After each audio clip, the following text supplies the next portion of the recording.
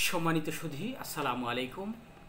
Prime Times 24-এর নিয়মিত আয়োজনে সকলকে স্বাগত জানাচ্ছি। আমি অদ্রি আলাউদ্দিন। আজকে আমি আসলে কোনো রাজনৈতিক বক্তব্য দিতে আসিনি, আলোচনা করতে আসিনি। খুব দুঃখ এবং ভারাক্রান্তভাবে বলছি যে আসলে আমরা এই যে আমাদের জীবনের যে প্রত্যেকটি কাজকর্ম, আমরা দেশের জন্য পরিশ্রম করছি, কেউ কেউ কেউ সংসারের জন্য পরিশ্রম করছি, কেউ অন্যান্য সফলতার জন্য পরিশ্রম করে আসছি। আসলে আমাদের কাজের যে পারিশ্রমিকটা, কাজের যে সফলতা কিংবা ব্যর্থতা, যাই কিছু বলেন না কেন, প্রত্যেকটি জিনিসের একটি ফলের প্রয়োজন আছে, যে হয় এটা এই আপনার নিষ্ফল হবে আর নাহলে একেবারেই ফল হবে। কিন্তু আমি গত কয়েকদিন ধরে চিন্তা করলাম যে আমাদের কেউ মানক আর না মানক, আমি সেই দিকে যাচ্ছি না, আমি একেবারে নিরপেক্ষভাবে বলছি।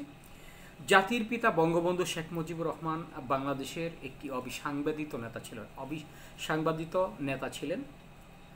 দেশের স্বাধীনতা সংগ্রামে তার যে অবদান, এই অবদান আসলে আমরা কখনোই ভুলতে পারবো না। কিন্তু যখন আমরা একটি প্রতিপক্ষ রাজনীতি নিয়ে আলোচনা করি কিংবা রাজনৈতিক দলের নেতা কিংবা কর্মী হই, আমার কাছে মনে হয় যেন আমাদের বাংলাদেশে একটা ট্র্যাডিশনাল হয়ে দাঁড়িয়েছে যে যদি আমি বিএনপি করি তাহলে আওয়ামী লীগের প্রত্যেকটি কাজকর্মকে আমাকে ঘৃণা করতে হবে, বঙ্গবন্ধুকে ঘৃণা করতে হবে, শেখ হাসিনাকে ঘৃণা করতে হবে, আওয়ামী লীগের এমনকি তাদের যে বড় বড় প্রজেক্টগুলো, যে কাজগুলো তারা করেছে, শেখ মুজিবুর রহমান থেকে শুরু করে শেখ হাসিনা, প্রত্যেকটি প্রজেক্ট সহ, অর্থাৎ তাদেরকে এই আওয়ামী লীগকে ঘৃণা করতে হবে। আবার একই পর্যায়ে যদি আমরা দেখি বিএনপির বেলায়, আওয়ামী লীগের বেলায়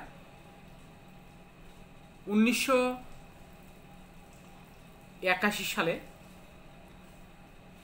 এই মেজর জিয়াউর রহমান চট্টগ্রাম সার্কিট হাউসে যখন তাকে এই ব্রাস্ট ফায়ার করা হয়, তার হয়তো মাংসের টুকরো ছাড়া আর কোনো দেহাবশেষ পাওয়া যায়নি। ঠিক একই ঘটনা বঙ্গবন্ধু শেখ মুজিবুর রহমান, যাকে 15ই আগস্ট সপরিবারে হত্যা করা হয়।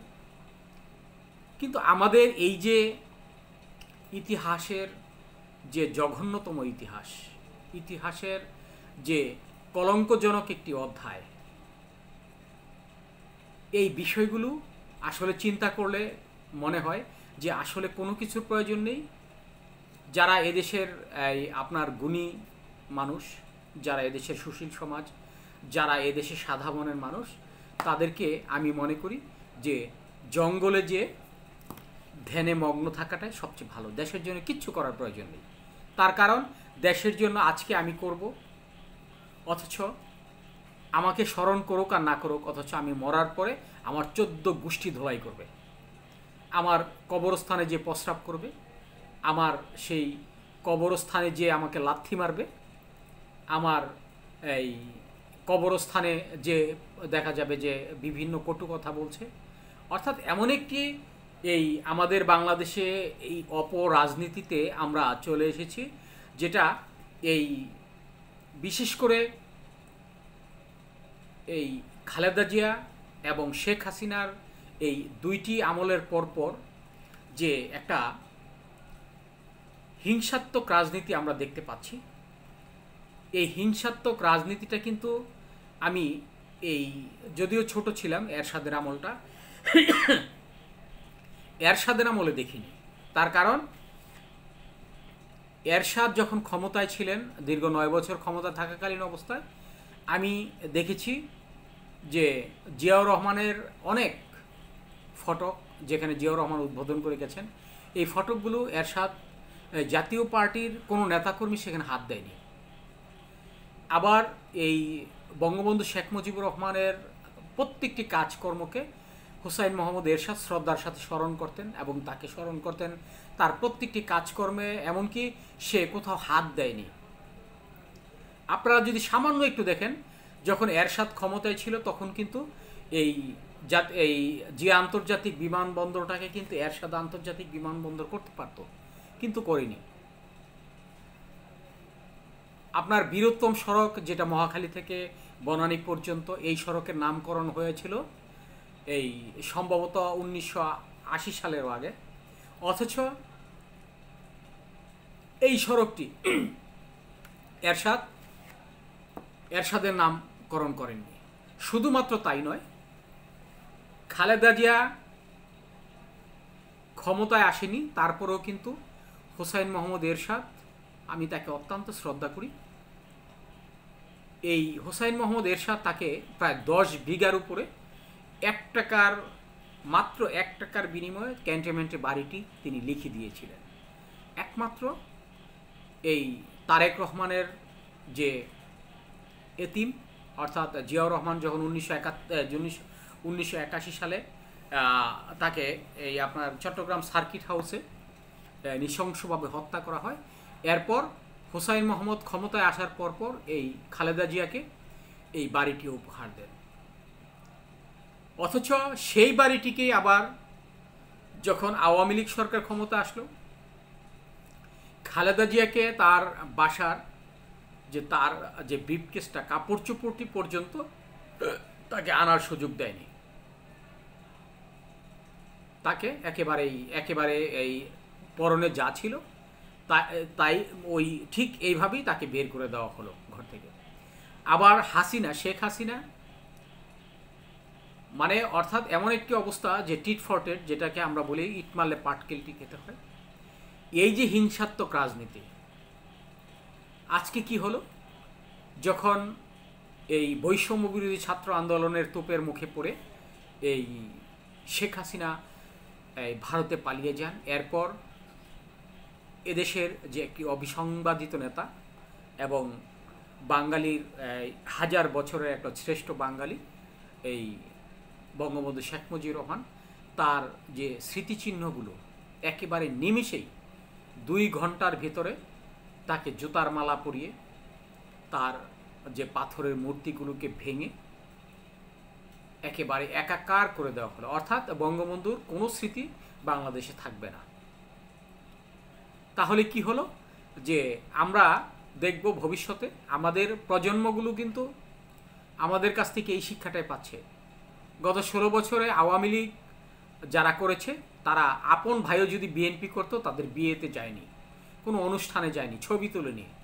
পারিবারিক যে বন্ধনটা, সেটা বিএনপি এবং আওয়ামী লীগ যেভাবে ক্ষতি করেছে বাংলাদেশে, এবং এই 2 নেত্রীর দ্বারা বাংলাদেশ যতটা এই কলঙ্কজনক অধ্যায় সৃষ্টি করেছে, আমি মনে করি সেটা কোনো পুরুষের দ্বারা কখনোই সম্ভব ছিল না। এটা সম্ভব না এবং সেটা করতেও পারতো না। আমি মনে করি বর্তমানে যদি তারেক রহমানও ক্ষমতায় আসেন, বিএনপির আপনার ভারপ্রাপ্ত চেয়ারম্যান জনাব তারেক রহমান যদি ক্ষমতায় আসেন, আমার মনে হয় না যে অতটা এরকম কলঙ্কজনক কোনো অধ্যায় ঘটতে পারে। তার কারণ পুরুষের যেই মন মানসিকতা নারীর চাইতে অনেক ভালো। আমি আজকে নারীকে এই আপনার দোষারোপ করছি না, কিন্তু আমি গত এই 35 বছরের যে ইতিহাস, আমি সেই ইতিহাস থেকে যে শিক্ষাটা নিয়েছি, আমি তো এর চেয়ে ভালো শিক্ষা পেতে পারি না। তার কারণ আমার যারা অভিভাবক আছে, তারা যদি সারাদিন লুচ্চামি করে বেড়ায়, সারাদিন যদি অপকর্মে করে বেড়ায়, সারাদিন যদি মানুষের আঙ্গুল দিতে থাকে, তাহলে তো আমরা তাদের কাছে এইটা ছাড়া আর কোনো কিছু শিক্ষা অর্জন করতে পারবো না। আমরা যদি দেখতাম জন্মের পর থেকে যে এরশাদ যেমন বঙ্গবন্ধুর যে প্রত্যেকটা স্মৃতিচিহ্নকে তিনি একবারে টাচ করেননি, যে আন্তর্জাতিক বিমানবন্দর যেভাবে ছিল ঠিক এভাবেই ছিল। অথচ 1991 সালে যখন বিএনপি ক্ষমতায় আসে, খালেদা জিয়া যখন এই দেশে প্রথম এই মহিলা প্রধানমন্ত্রী হিসেবে তিনি ক্ষমতা নেন, ঠিক এরপর দিন সকালবেলা এই এরশাদ আর্মি স্টেডিয়ামটাকে একেবারেই এই বাংলাদেশ আর্মি স্টেডিয়াম নামে তিনি লিখে ফেললেন। আজকে আমরা কাকে ভালো বলবো?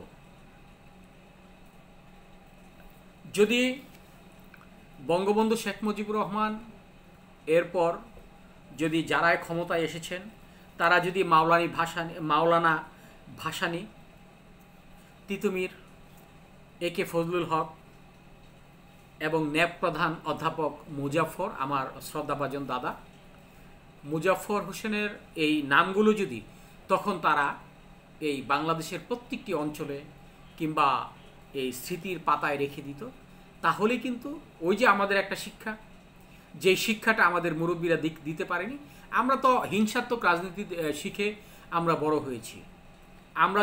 আমরা তো এমন একটি রাজনীতি থেকে শিক্ষা অর্জন করেছি যে রাজনীতিটা আসলে রাজনীতি নয়, সেটা অপসংস্কৃতি এবং অপরাজনীতি। বাংলাদেশে 1971 সালের পর বাংলাদেশে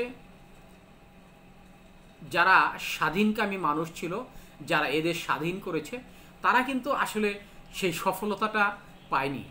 তার কারণ যে বিষয়টা আমরা দেখেছি যে বঙ্গবন্ধু শেখ মুজিবুর রহমান যেমন আপনার বিভিন্ন মাধ্যমে ক্ষমতা আঁকড়ে ধরতে চেয়েছিল, ঠিক একই পর্যায়ে জিয়াউর রহমান, একই অবস্থা। জিয়াউর রহমানের অনেক অবদান আছে বাংলাদেশে, শেখ মুজিবুর রহমানের অবদান আছে, কিন্তু তাদের শেষ পরিণতিটা একেবারেই অস্বাভাবিক। বাংলাদেশ স্বাধীনতার পর শেখ মুজিবুর রহমান যদি কিছু কিছু নিজের বিচারটা নিজে করতেন, তাহলে হয়তো দেশে এতটা সমস্যা হতো না। ঠিক একই অবস্থা প্রত্যেকটা যারা ক্ষমতায় এসেছেন, তারা তাদের যে ব্যক্তিগত সমস্যাগুলো ছিল, এই সমস্যা থেকে উত্তরানোর জন্য তাদের যে সঠিক শিক্ষাটা প্রয়োজন ছিল, আসলে সেই শিক্ষাটা আমরা পাইনি। তার একটাই কারণ, আমরা তাদের কাছে অনেক কিছুই শিখতে পারিনি।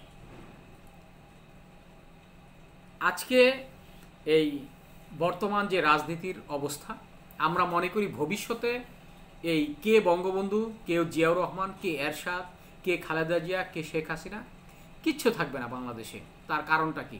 তার কারণ একটাই, কারণ আমাদের পূর্বপুরুষেরা যেমন তাদের শ্রদ্ধাভাজন ব্যক্তিদেরকে তারা স্বীকৃতি দিয়ে আসেনি, তারা তাদের শ্রদ্ধাভাজন ব্যক্তিদেরকে এদেশে মাথা তুলে দাঁড়াতে দেয়নি, এবং তাদের স্মৃতিচিহ্নগুলো তারা ক্ষমতায় এসে বারবার মুছে দেওয়ার চেষ্টা করেছে। তাহলে আমরা কেন পারবো না? তাহলে আমরাও ভবিষ্যতে যখন ক্ষমতায় আসব, নতুন প্রজন্ম যখন ক্ষমতায় আসবে, তখনও এই বঙ্গবন্ধু শেখ মুজিবুর রহমান, এই আপনার মেজর জিয়াউর রহমান, শহীদ জিয়াউর রহমান অর্থাৎ খালেদা জিয়া, শেখ হাসিনা, এরশাদ, এরকম যারা এদেশের উন্নয়নে বিশেষ ভূমিকা পালন করেছে, এদেশের এই বিভিন্ন কর্মকাণ্ডে যদিও অনেকের অনেক দোষ আছে, তারপরেও কিছুটা তো অবদান রয়েছে। এই অবদানগুলোকে যখন আমরা পূর্বপুরুষরা দেখেছি ভুলে গেছে, তখন আমরা আমাদের যে পরবর্তী প্রজন্ম আছে, তারাও কিন্তু একই পর্যায়ে চলে যাবে। অর্থাৎ আমাদের আঞ্চলিকতা একটি আছে, আগের হাল যেভাবে যায়, পিছের হাল সেভাবেই যায়। আসলে দুইটি গরুর দ্বারা যখন একটি হাল আপনার লাঙ্গল ধরা হয়, এই একটি ক্ষেতে বৃহত্তর 1 বিঘা কিংবা 1.5 বিঘা জমিতে যখন হাল চাষ করা হয়, এই মোট 4টি কিংবা 6টি গরু দিয়েই আপনার হাল চাষ শুরু হয়। তখন একজন কৃষক যখন সামনের দিকে গরুগুলোকে যেভাবে নিয়ে যায়, পিছনের গরুটা তার শিক্ষা দিতে হয় না, তাকে বলতে হয় না যে তুমি এভাবে যাও। ওই গরুটা সামনের গরুটা দেখে যেই শিক্ষাটা অর্জন করে, ঠিক একটি গৃহপালিত পশুও কিন্তু তার যে গতিবিধিটা, তার যে গাইডলাইন্সটা, সেটা কিন্তু অমান্য করে না। অথচ আমরা মানুষ হয়ে আজকে এই বঙ্গবন্ধু শেখ মুজিবুর রহমান, জিয়াউর রহমান, এ ধরনের ব্যক্তিদেরকে নিয়ে কটু কথা বলতে এবং তাদের বিরুদ্ধে কথা বলতে আমরা কখনোই দ্বিধাবোধ করি না। তারা তো এখন আর এই পৃথিবীতে নেই, তারপরেও তাদের বিরুদ্ধে আমাদের যে বিরুদ্ধাচরণ, তাদের বিরুদ্ধে যেসব কথাবার্তা আলোচনা হয়, এগুলো অত্যন্ত ন্যাক্কারজনক এবং নেতিবাচক। আমরা মনে করব যে ভবিষ্যতে যারাই এদেশের ক্ষমতায় আসবে, তারা যাতে কমপক্ষে পরবর্তী প্রজন্মকে একটি সুশিক্ষা দেওয়ার জন্য যাতে সঠিক এবং সুন্দর রাজনীতিতে এবং ইতিবাচক রাজনীতিতে যাতে তারা ফিরে আসে। ধন্যবাদ। ভালো থাকবেন, সুস্থ থাকবেন, নিরাপদ থাকবেন।